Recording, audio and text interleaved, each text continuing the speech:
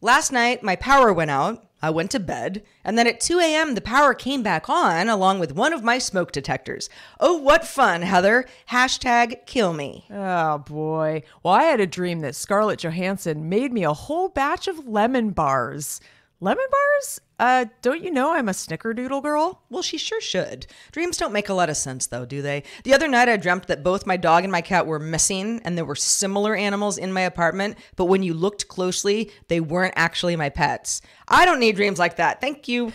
The only treats my cat will eat are called liver, laugh, love, because he's a fancy pants motherfucker. He sure is. Have such a good day.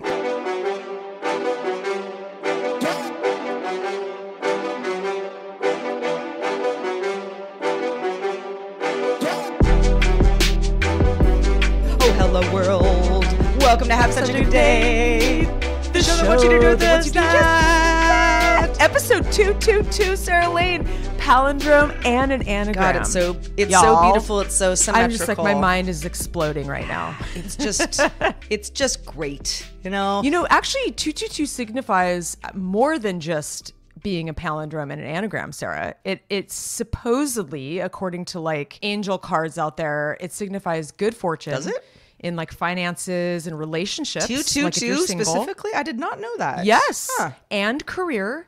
And it's a reminder to work toward your soul's purpose. It's often associated also, and this is according to the internet, it's associated with the moon and very much about like receiving multiple sources of income. Oh. And for singles, it's considered a sign that true love is coming or that a soulmate is near. Oh, well, I'll take it. So let's take that to heart. Yeah. Y'all. I could use multiple sources of income and a Valentine. Yeah, same. Let's make February the best yet. Yes, Oh, let's boy. get out of Yes. January stat because I am officially not a fan. But this is the show that unpacks the absurdity of everyday life and every day in January for your entertainment. Heather Welcome. and I, we're sort of alluding to the fact that January has been a little bit of a struggle bus Yeah. for both of us for various reasons. You know, we're busy bees, and some days I feel like I kind of float through everything, and I'm never not busy. But some days I'm like, you know, that was a pretty good day. I had a good day. And then other days I'm just like, why, God, why? Yeah, exactly. You're like, why? Like the Charlie Brown, like gray cloud above me, you know, type of Yeah. day. But no, I feel you. It's like like yesterday I felt like, ooh, I was so productive. I got so much good stuff done and I was feeling good. I was feeling peppy. I even, you know, had a glass of wine with dinner and I took 3 days off. So didn't do so well with the dry January, but I wanted to celebrate my small victories as we need to do. But it can be, I don't know what it is. There is some kind of pressure I'm feeling right now. And it's the first of the year, January. The weather's terrible. You know, it's cold. It's just, we'll talk about it a little more later in the show. But, you know, we don't want to belabor negative and sad things because there's always beautiful things around the corner, right? Yeah. Sarah? How's everybody doing today? Yeah, that's a good tude, Heather Frank. That's a good tude. I try. You know, you mentioned I'm an optimist. You mentioned you know, kind of crappy weather. You know, it's winter. And I'm in LA now. Yeah, I've been here for just under a month.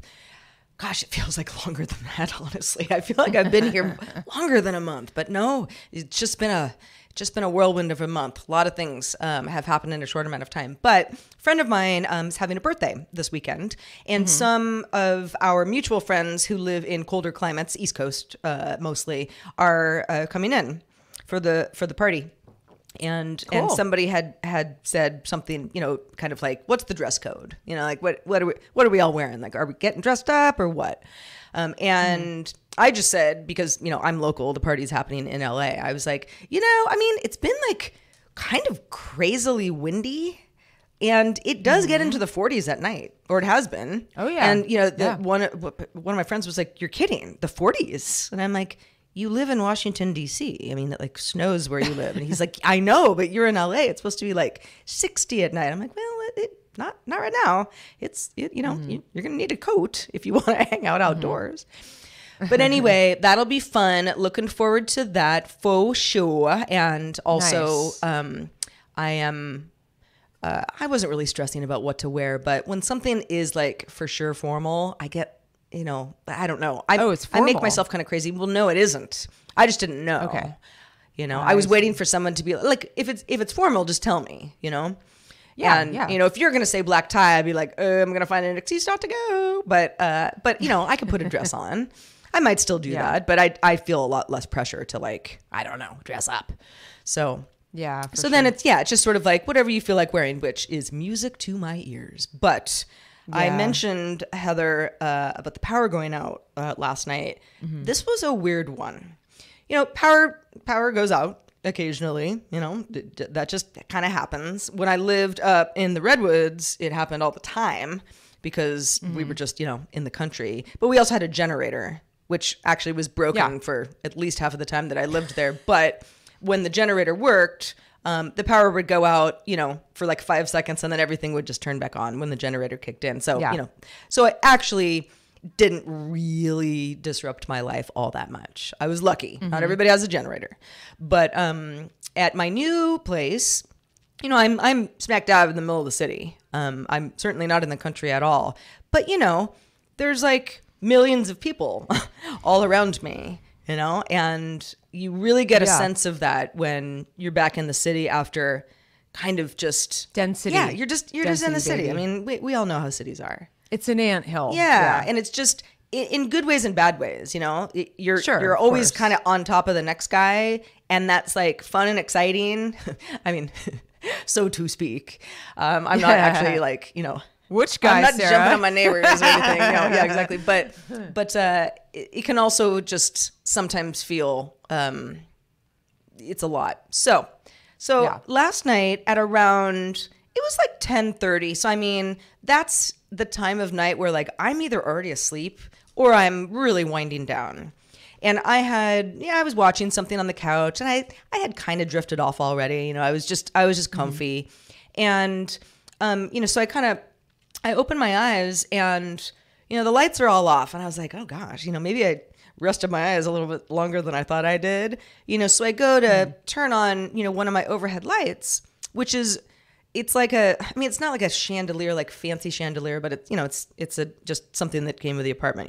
Turn on the light, and but it has a bunch of little bulbs, in this one unit, and I turn it on, and it's like it turns on to like maybe like 20% of brightness. Now it has a dimmer on the wall outlet, so I was like, I'm turning it on all the way, and it like won't get any brighter, and I'm a little, my brain is fuzzy because I was sort of sleeping already. So I'm like, oh, that's weird. I don't know.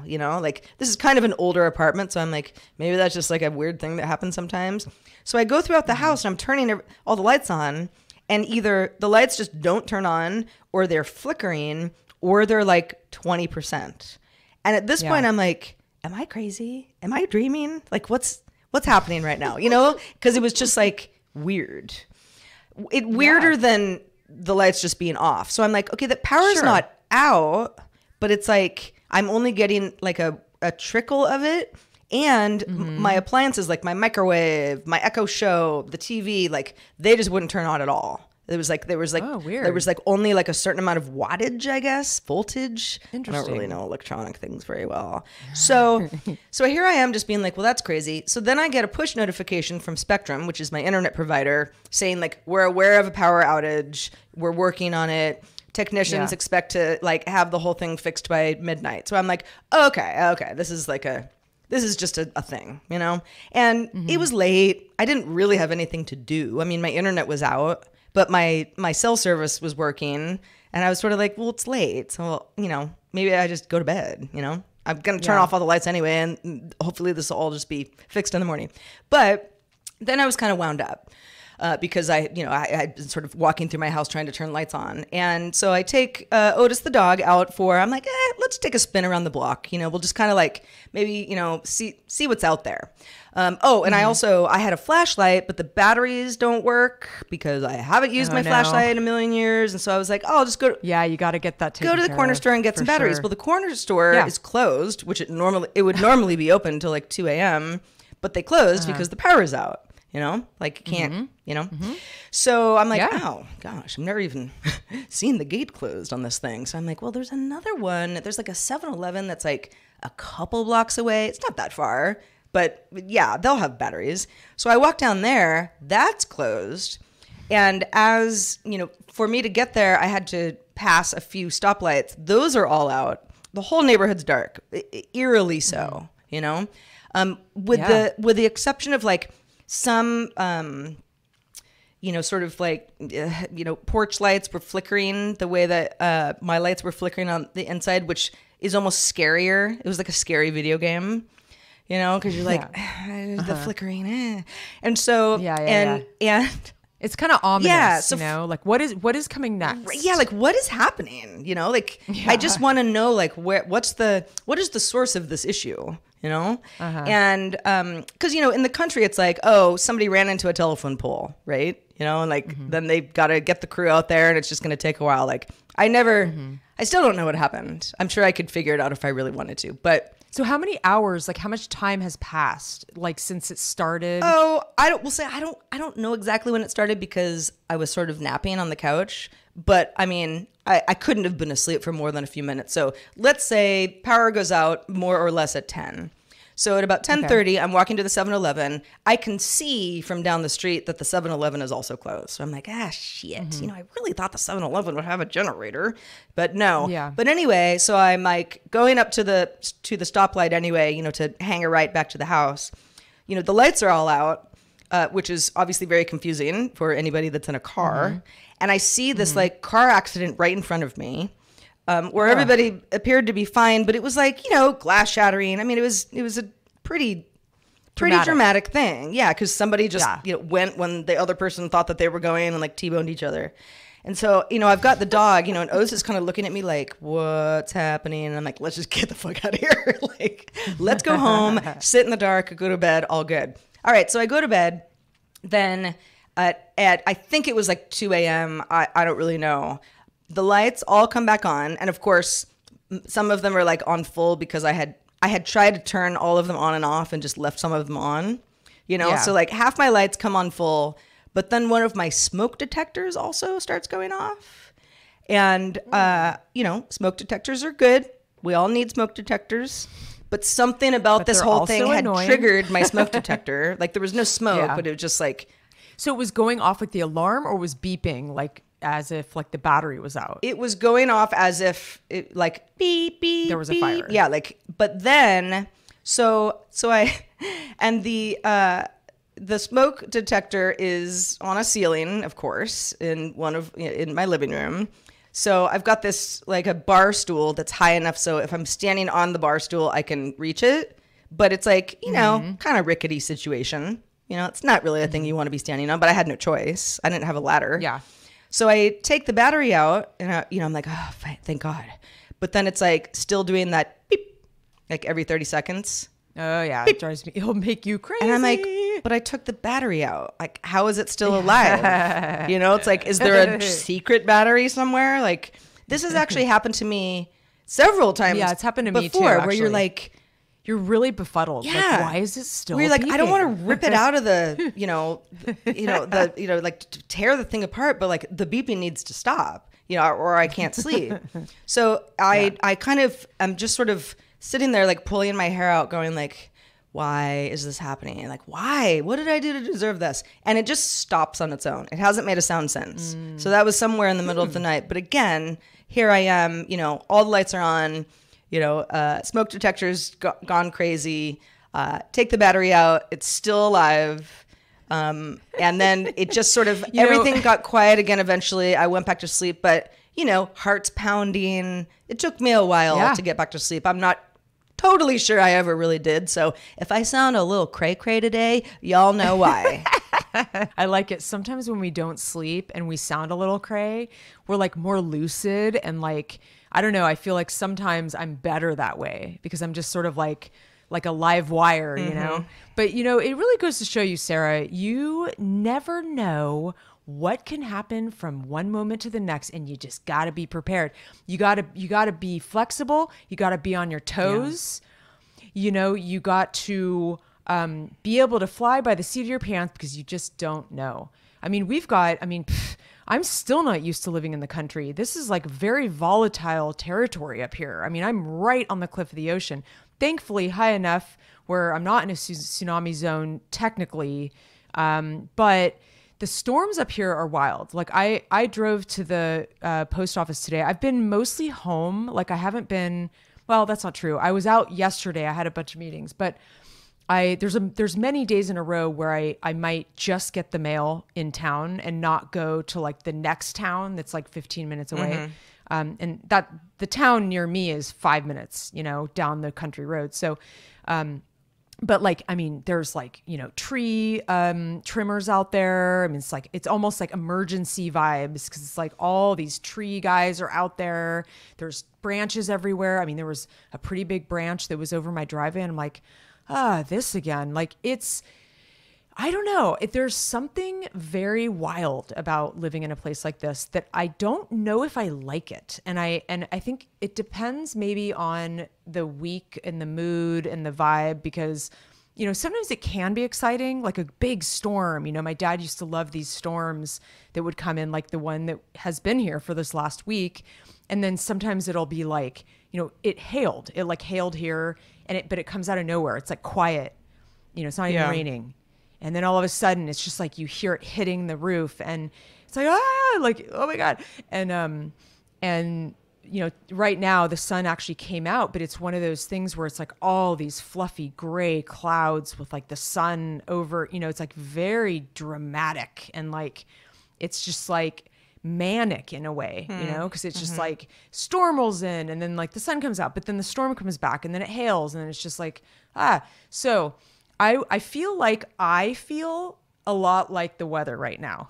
I'm okay. I'm doing okay. I'm alive. I'm kind of on the struggle bus, as you mentioned at the top of the show, trying to appreciate the small victories, but it's like, there's some times where I'm like, there's so much going on all the time, just with everything. Like I wake up to like fire drills in a lot of ways where it's like, I got to make this phone call. I got to get this email out. Like this is important. This has got to go now.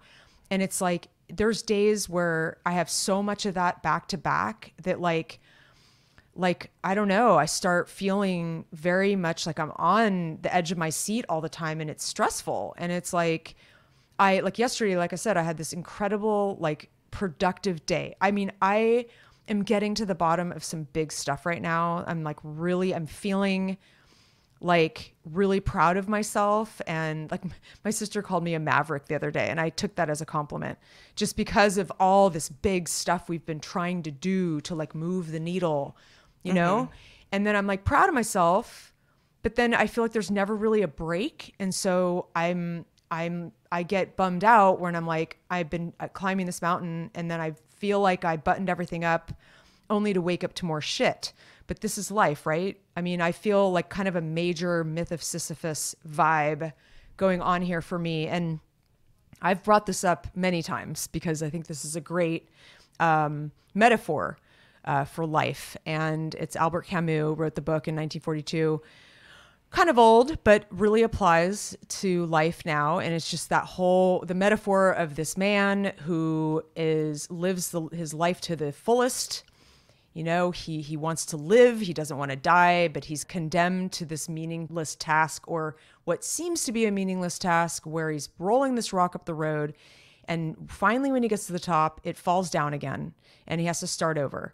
And so it's this like, he's like this sort of absurd hero. And, I feel like that sometimes where I'm like, I'll do so much. And then I feel like I have to start over again. And I know that I have to lean further into the small victories because doing something big requires a lot of baby steps and a lot of KP. My dad used to say, you got to do your KP. I don't even know what that means. I've actually tried to find out what that means. KP? It's like some army term. Oh. Yeah, like doing your due diligence. Like, KP always means Kaiser Permanente to me. But yeah, whatever. I will admit, we did talk last week about the January Haters Club. And I'm not a hater. I don't think there's anything in life that I hate. I mean, I could be passionate about not liking something, but I don't think I hate mosquitoes things often. Me too. Yes. Yeah, Very just- good example. I just- do hate mosquitoes. I try not to like let the hate flow through me whenever possible, but I do hate them. They're little molesters. They're little rapists. Let's be honest. But I would say the January thing, I'm really kind of hating on January right now. Here's what I want to ask you. Okay. I'm just saying, I am part of the not liking January club right now. It's my least favorite month of the year, I would say. Like, you know how we talk about, what's your favorite day of the week? Oh, I don't like Tuesdays or Mondays. Thursday, oh, I love Sunday. Oh, it's so great. Same with like the months of the year. Like I never really considered how much January is kind of the pits. I do know a lot of people that have birthdays this month. So this isn't any like poo-pooing you guys at all whatsoever being born in this month. But I want to know from you, it feels often like it's a kind of a dreary, gray, wet, rainy, cold kind of month. But I want to know, what is redeeming about January? I'd like to know. So email us at hi@havesuchagoodday.com. And I also want to note that, speaking of notes, I do hope that I don't rag too much on being where I am in the country, because as y'all know, I am a city girl at heart. I have country tendencies. I'm kind of a tree hugger. I like to garden. I like beautiful nature. And I love animals. However, it's getting to me because it feels kind of one note. And I need more notes, y'all. I really do. I don't need an orchestra. Don't need an orchestra, but maybe a trio. I need a place where I can wear more varieties of shoes other than Uggs and galoshes. I'm tired of being muddy. And there endeth my rant. Gloriously yours, Heather. Oh, let me know your thoughts. That was a sweet rant, even though it was a rant. No, I get you. I get you. I really do. I empathize, because even though I've never even been to your current place, but you know, living in the country is something that, you know, when I was a kid, I lived in the country, but that's different. You know, I mean, I lived with my parents. Like, I don't remember it being, I mean, it just was sort of like how life was.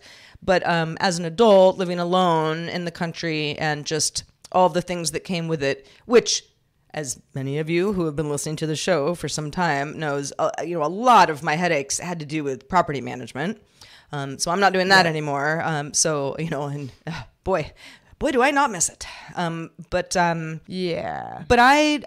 know, I get it. In one sense, you're sort of like, well, I have to wear galoshes because it's muddy all the time. So like it cuts down on some of my choice making. So you can kind of think of it like, oh, it's just sort of simplifying some decisions. But yeah, after a while, you're like, but I want choice. Just like, I have more, I think I have so many aspects of my personality and who I am as a person in terms of like my lifestyle. And it just hits one part of who I am. And that's the problem. Yeah.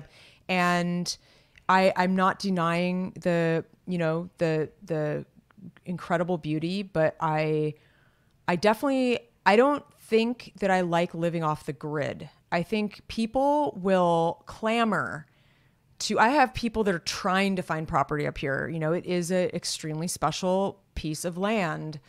But I've never been, I don't know, like living off the grid for me, it's like that feeling you had when you went for a walk last night when the lights were flickering. It's like this weird feeling of like this out of controlness, you know, something's happening to the grid. Like, am I going to have heat and water? And, you know, that's how I feel a lot here in the winter, because we have to have all these machines that have to function and backup solutions tested and backup. And it's like, and I'm a long ways to like a major metropolitan area. And I have to, like, my boyfriend told me, he's like, you have to accept it. You know, you have to accept the fact that this is the chapter and this is the way it is. And it's, you know, it's a different lifestyle, but you know, there's good and bad. At least we don't have traffic, but like, yeah, it's just a constant, like, sort of philosophical quandary for me. Like, I don't know. I'm not really sure what the solution is other than getting a little, my little bungalow somewhere else so that I can sort of escape in the winter. If I wasn't here for the winter, I think it would do a lot of good for me psychologically, because that's really the time where I start feeling really pent up and stuck, get yourself a little condo in Palm Springs, Heather. Call it a day. That's right. I say that in a weird way, I'm working on it. Like that actually sounds pretty fun. Palm Springs is. Well, I would consider, Palm Springs is adorable, but I have to make sure I'm going. I want the polar opposite though. I don't want to go somewhere too quiet, because Palm Springs is pretty quiet. I think I need to go somewhere, even if I'm in an enclave in LA, like in Topanga Canyon or somewhere, that's not super I think Topanga central. Canyon is probably the last part of LA that you should be in when you're not, in your country home up there. But it's a hop, skip, and a jump to like city events. Ya. Like I could still get in an Uber or whatever. Yeah. But no, exactly. I mean, it's a whole thing. I need to do my my vision board. Do a vision board, see where you land. Speaking of cities, and by the way, if anyone's like Topanga, like what are they talking about? It's if you look at LA on a map, Topanga Canyon is not that far from things, but it's basically it's like north of Malibu. Yeah, but you're way up in it's very country, you're up in the, it is. The hills. It's quite beautiful, but it's it's sort of the part of LA where you're like, God, I could be anywhere right now. It feels you're kind of stuck too in a lot of ways. Yeah. Like you are kind of in the country, but at least you're like in LA. You're still in Los Angeles. Yeah. Like so you you're can, not like, you can go to Hollywood for dinner if you want to. Sure. Exactly. So speaking of cities, I met a friend of a friend who I just had never met before, or hanging out with him a couple weeks ago. And, when you meet somebody for the first time, like he didn't know anything about me. So he's like, what do you do for work? And, we're just kind of exchanging pleasantries. And, I was like, oh, podcast producer. And that is sometimes someone goes like, oh, cool, I love podcasts. And then we talk about something else. And then, other times it's sort of like, oh, they're really interested. Like, tell me more about that. Like, how did you get into that? I say, well, started in TV and then, television kind of just moved to the internet. So that's sort of, anybody who works in video works in TV at this point. It's all lines are blurred, but it used to be different, and he was interested, so it was sort of like, So like, cool. So when exactly did you like leave like your job at the cable news station, and at that point, if someone is interested enough, I feel compelled to be like, well, for a variety of reasons, like I was, feeling burned out. I took a year off of work and I left the country to backpack with my partner at the time, for a year. And then people go, really? Like, where'd you go? And I'm like, everywhere.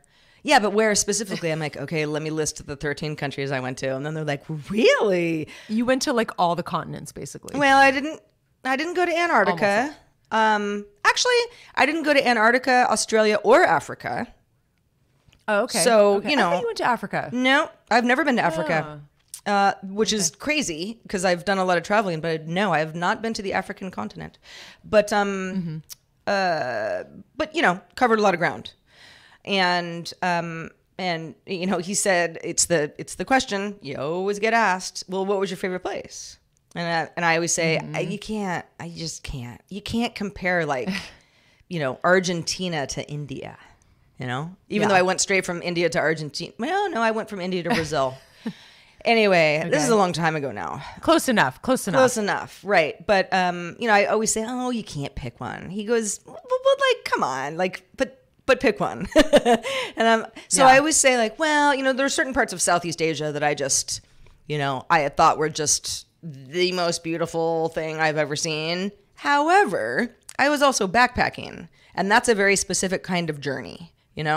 You got to be real chill about a lot of stuff. Yeah. And I was making every dollar count, and even though the dollar goes pretty far, depending on where you are in the world, these were not fancy accommodations. At all. Like you might have like a hotel room that's like, hotel room is a nice way to put it, but it's only a couple bucks a night. Like sort of hostel like? Well, yeah. I don't remember. I mean, besides certain nights where you would just like take an overnight bus, so you just like sleep on the bus type thing or train. Yeah. I don't remember ever. We would always get a private room, you know, or tent or whatever it was. Yeah. But yeah, I mean, it's pretty bare bones stuff. But again, you're backpacking, so it's like all part of the fun. That's a trip. I don't know if I could do that trip today. But that's what we did. And a lot of people do it. So, you know, it's the infrastructure is there. And, you know, it's still going to cost a lot of money, but you can be, you know, on the road, with your life on your back for a year if you really want to. But, anyway, so I was like, yeah, I don't know. But it got me thinking, because we were just sort of, at that point, we sort of meandered into like, you know, cities that we like in general. Like, what's your favorite place? You know, and I always say, well, I mean, Paris is hard to beat, you know, but I like lots of places. But I mean, that's like a hard city to beat, you know? I mean, no one's ever like, I hate Paris. Well, actually, some people don't love it that much. But most people, if they'd rather there, go like, to Barcelona or just, you know, French culture isn't for everybody and, vibes. you know, whatever. Yeah. But then I was thinking, like, you know, it's almost easier. And I don't want to be like, I'm the most well-traveled person in the world. There's plenty of places I haven't been. I haven't even been to Africa. But I am more traveled than the average person, I would say. Yes, you are. Yeah. And, you know, so you end up going to places, and some of those places you're like, this is the best. And some places you're like, I don't really like this city very much, you know, or this town or this route or whatever. But I consider myself lucky to be able to know that, you know? Like, I remember when I went to Russia, St. Petersburg, gorgeous, loved it. Moscow, not so much. They're just very different cities. And it just, even though there was a lot of beauty and it was very interesting and huge, I just like, it was a city where I was like, I'm really glad I came. And I don't think I would come back anytime soon. I just like other cities more, you know, for a variety of reasons. Like I said, this is a long time ago, might feel differently now. But yeah, and he had said, you know, he had spent, I guess, some time in Delhi in India for work. It sounded like, you know, an extended period of time.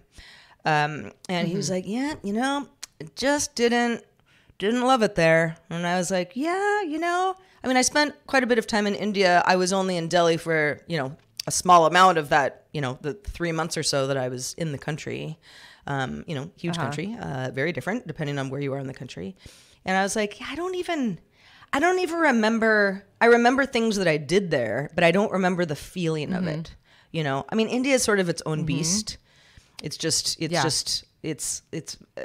really an adventure in its own. You know, you kind of can't compare it to anything else. But yeah, it was just an interesting conversation. Like, and we weren't like, oh, you know, Russia sucks. You know, India's the worst. Like, it wasn't about that. It was just like, these are cities that we just didn't love as much as a Barcelona or a, you know, Rio de Janeiro or whatever. Yeah.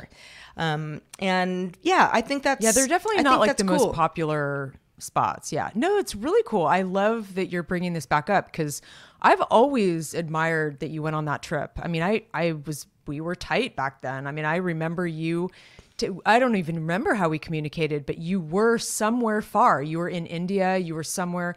You were in the it was like it was email because this is pre-smartphone days. I mean, I was gone from 2006 to 2007. So like no iPhone yet. And there was a laptop that we had, but like there wasn't Wi-Fi. It would be a very different trip today just for that reason. For sure. But basically I would go to an internet cafe, you know, whenever I could. And sometimes like the internet just like wouldn't even work there. It just, you know, infrastructure varies very much depending on where you are in the world. That is how that would go. But yeah, I'd basically log in to Gmail, you know, answer the emails that I had time for, and then just be like, all right, I guess I'll be back online in a week or so. I don't know if Gmail was around back then, was it? No, it was. It was? Okay. Yeah, Gmail launched before that. Maybe I wonder if there was a little instant messaging or something. Anyway, I don't know. But yeah. but it's weird how like you spend all this energy and time and, you know, going to these places, and like you're saying, you can't really remember the feeling you had. It's like, it's interesting what your memory like saves, or what you actually remember from something so long ago. It's almost like I never even went, you know. It's like, why did I even bother? I don't remember it, or you know. But but I totally love, I actually really like making lists and talking to people about my favorite places. I mean, I haven't been to a lot of those places. I would say that Japan is one of my favorite places, some of my favorite cities there. I'd like to go back. I mean, I went, you know, over 10 years ago, which isn't that long ago. But speaking of Japan, actually, I had just sort of like a sweet, simple little thing that happened this week that just really was like the highlight of my week. And it came from Japan. I have a very like soft spot for Japan because my dad was born there.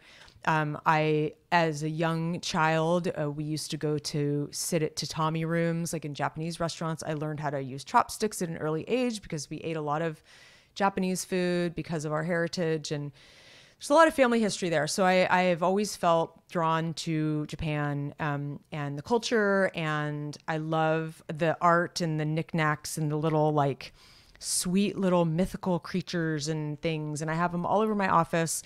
And so there's this calendar that I get almost every year. I've had it for like over 10 years. I've had it almost every year for 10 years, up to 15. And it's this little desk calendar, and it's the size of, you know, it's maybe like 5 or 6 inches by 5 or 6 inches. It's like one of those ones where you pull out the month and it's a paper, and then you put it in the back, and then you know, when the new month turns over, it's a really simple calendar.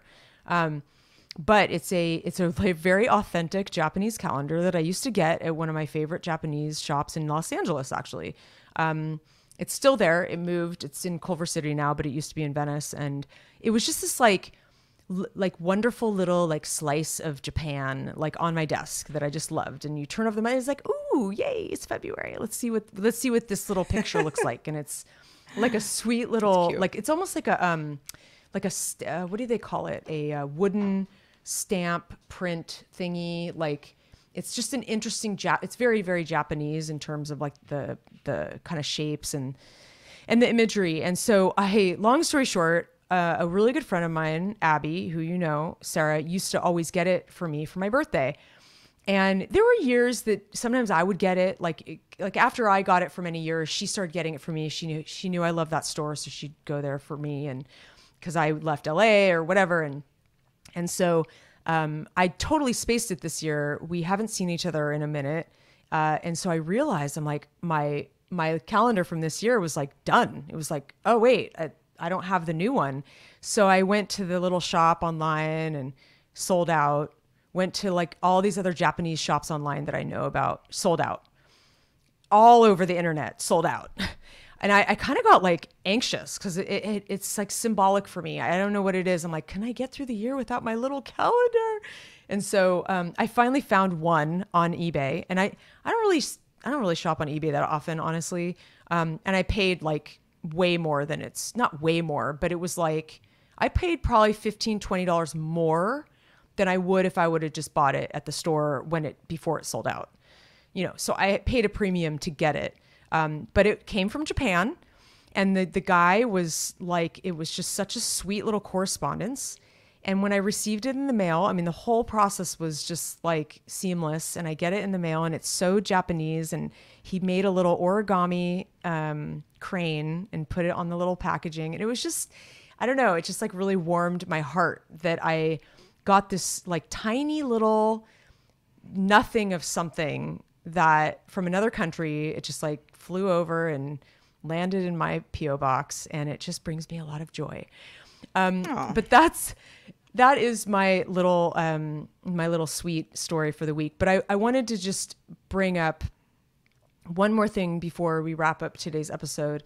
Sarah, I want to know how you feel, because I know you're very passionate about modes of communication. I know you're not a big well, yeah, you don't like, you're not a huge fan of, well, like voicemails and phone calls out of the Oh blue. yeah, voicemails. Like, I mean, like unless that I'm kind of like thing. in love with you, they will just go unlistened to. So I want to know how you feel about voice messages, like voice notes, voice texts, the short audio recordings that people send to each other via text. Do you get those from people?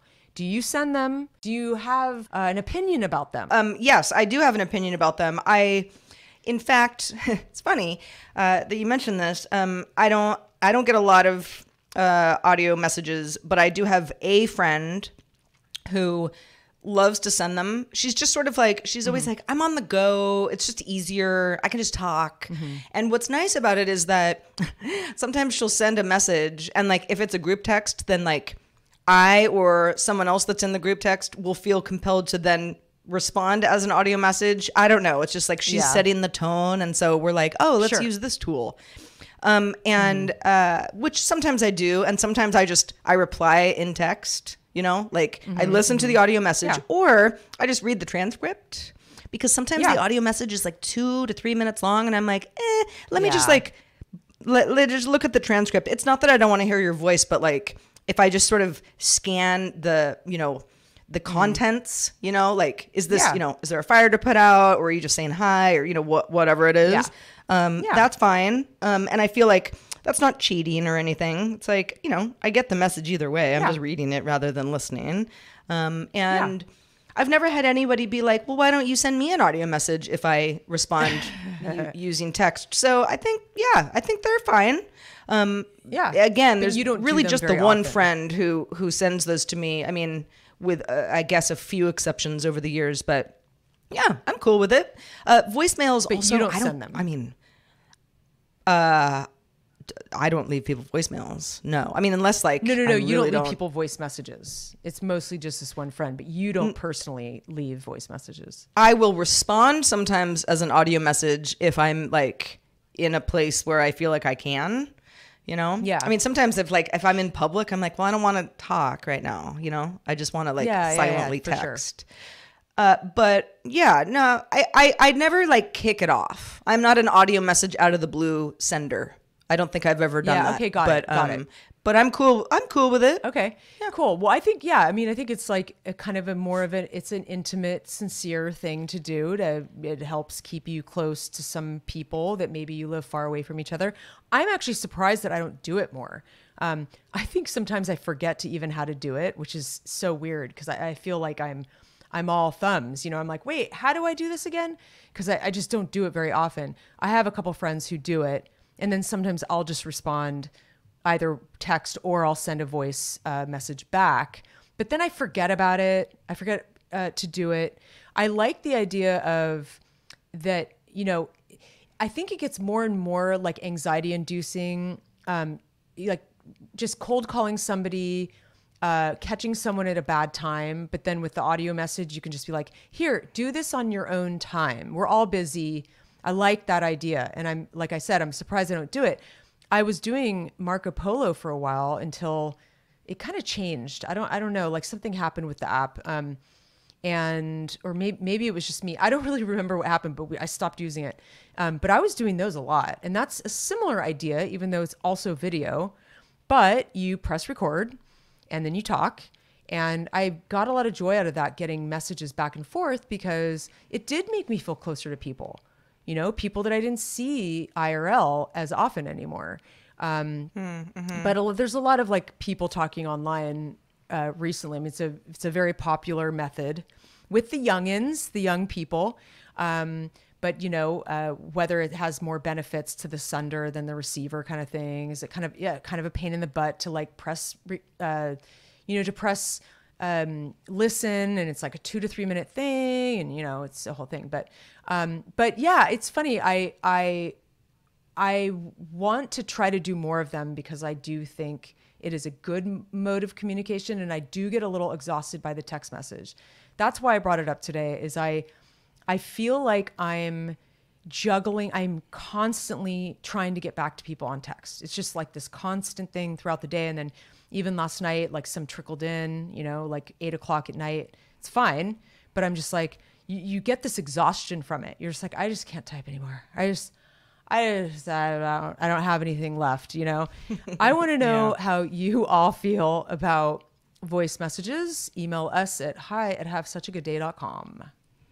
Yeah, do it. Do it now. You can send us a voice message. I don't know. Attach something to email. Well, actually, don't attach. Oh yeah, you're right. No, I think you could. You could. I don't know. On you Patreon, get creative. You probably could. Yeah, maybe. Yeah, I don't know. But yeah, we'll promise to listen. Yeah, I don't. Oh yeah. I don't know. I don't begrudge anyone for having different, methods Their own style. Yeah, exactly. Getting things done, socialization. Everybody's got a different style. Like, I'm like not a huge mobile phone user. I mean, it's always around. In fact, I don't know where it is right now. It's usually sitting right next to me at all times.